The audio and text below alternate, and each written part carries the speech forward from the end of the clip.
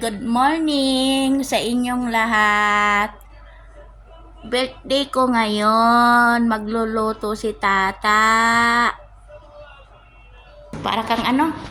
Para akong nabingi dahil sa pag-ubo-ubo. Ay, wow. Ay, luto ng aking cake. Cake? Yan, ang cake ko. Kasi birthday ng alaga ko. Lagyan natin ng ano para hindi mag-crack. Wow. Yan ang aking cake. Yan ang ginawa kong cake kasi hindi ako binilihan ng cake. Kinuha ko yung cake niya, linuto ko.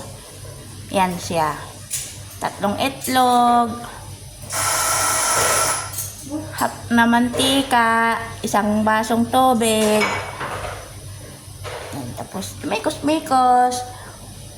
Tapos may lemon pa siya. Yan, luto na ang aking cake. Magluto tayo ng pansit. Birthday ng alaga ko. Yan ang aking ilalagay ko sa pansit. Yan ang aking sahog. Yun ang aking gulay, cabbage. Yan, sili, sitaw, carrots.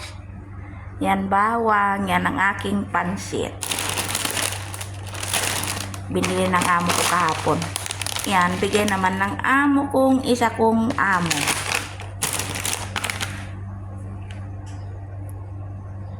Magsimula tayo magluto ng aking pansit. Linagay na natin ang ating hipon. Putol-putol yung ano ko. Linagay na natin ang ating hipon. Lagyan natin ng paminta. Tapos, mikos natin. Ilagay natin ang ating sitaw. Saka ang ating carrot.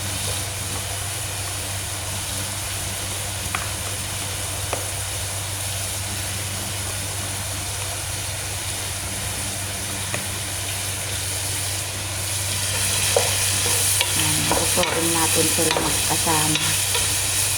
Tapos, pabayaan muna natin siya.